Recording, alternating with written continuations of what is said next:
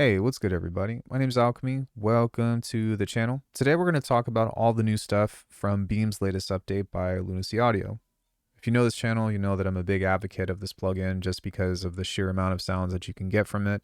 It's also great for repurposing content. Say, if you're stuck on a track and you're like, man, I need some more instrumentation, or it doesn't feel full enough, you can go from utilizing a very simple melody, kind of like this, to getting a brand new pad or whatever just by throwing on a convolution reverb and then maybe pitching it up, by double, kind of like this. And it's a very fast way to just get brand new textures and stuff out of things that you're already using. So with that being said, before I go any further, it's important to note that this is a sponsored video, but Lunacy Audio does not know what I'm going to say in this video. They haven't told me to say anything other than my own thoughts, and they won't be seeing this before I publish the video itself. So, take that into account. I'll also say that before you buy anything, or sorry, rather, I would recommend, if you're interested, then doing the 30-day trial to where you can purchase it. And then if you don't like it, you can always return it within 30 days, I believe, or 14 days. There's a trial aspect of that to where if you're not happy with it, you can always get a refund. That being said, though, I am a big fan of this plugin, and I've been using it for quite a few years now and pretty much throw it on every track that I make. Yeah, so some other things. If you already own Beam, then the update itself is free, and one major inclusion of that is the individual plugins now. So if I type in Beam, you'll see that all of these have their own kind of like, I guess, node plugin version of themselves, so that way you don't have to run the entire host in order to just access one.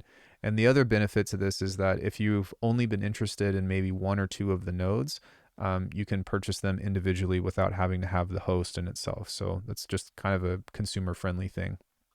Speaking of nodes, there is one major update that is the brand new haze, and this is kind of a mixture between a reverb, a chorus, and a disperser, and that sounds like this.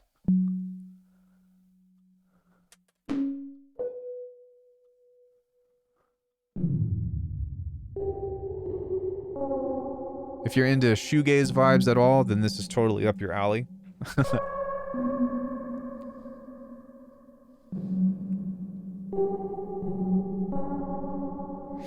Yeah, super nice. And this in tandem with, say, the reverb and all that other stuff can sound really cool.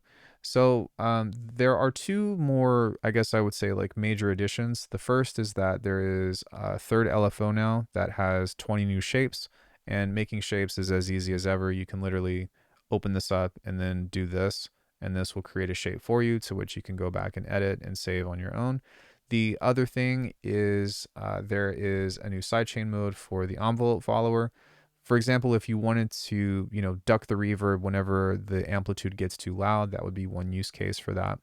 With the reverb, there are now some new categories that have new presets or impulses within them itself, which are divvied up here between the tonal, dispersion, and noise blur.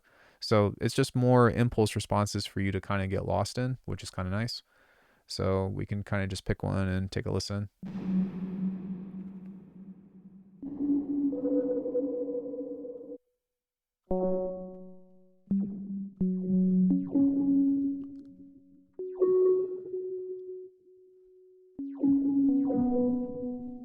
Cool.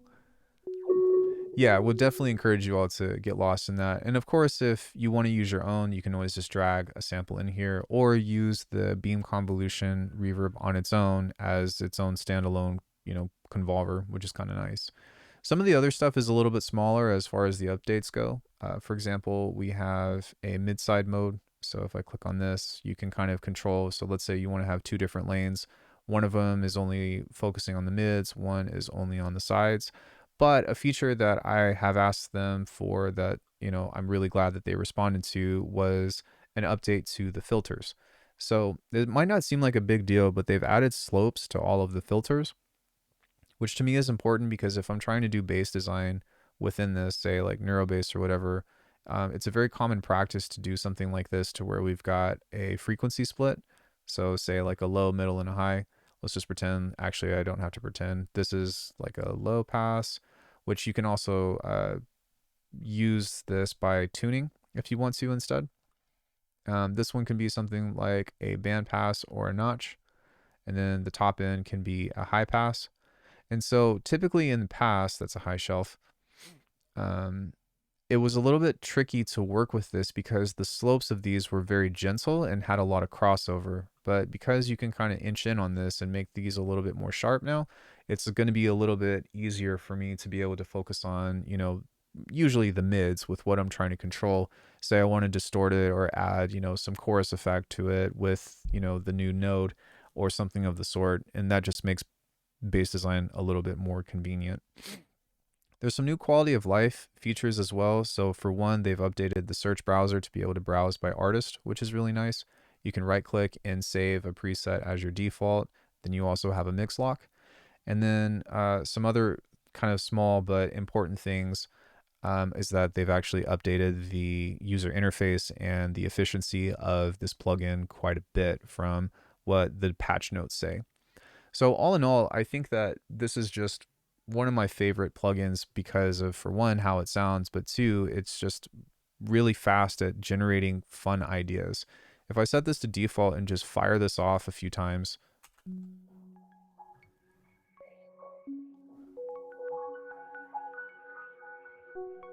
like even that is something that I'm interested in, and so I can record this with rolling sampler, or I can save this as a patch.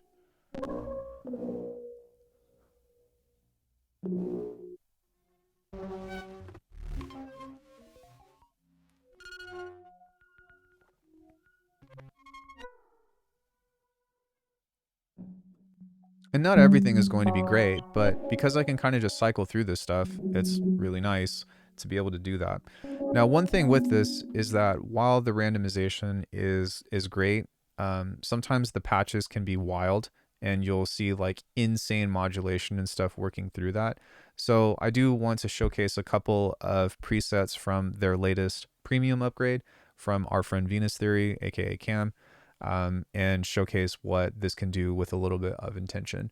So let's go ahead and take a listen to some of these, and then we'll kind of wrap it up.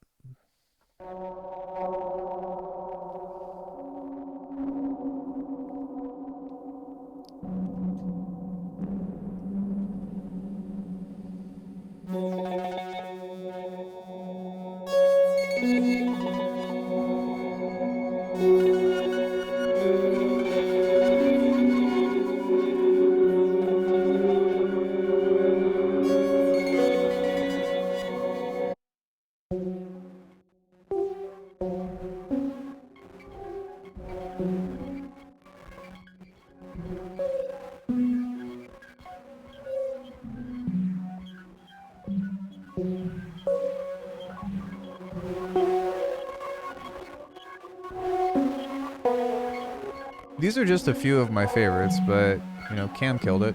And then of course I also have some factory content that you can check out that is already included.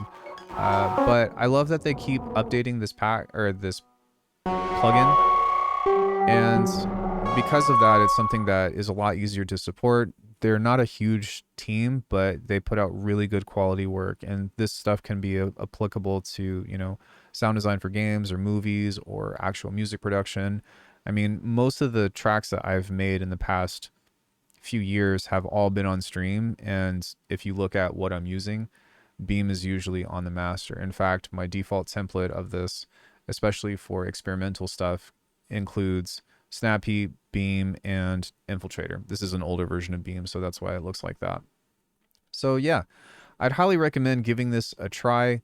Again, if you purchase it and you're not happy with it, you can always refund it. But for me personally, this is just something that is an easy recommendation with the sound quality, the user interface is great, and it's something that, yeah, they just keep updating. And, when somebody does that, it's hard to kind of like put it down, right? Because it's always new, it's always fresh. So in any case, let me know what your thoughts are in the comment section, and let me know of what you think about it. Let me know if this is for you, and what would you like to see from them in the future. Thanks everybody. Thank you to Lunacy Audio for sponsoring this content, and I'll see you all in the next one.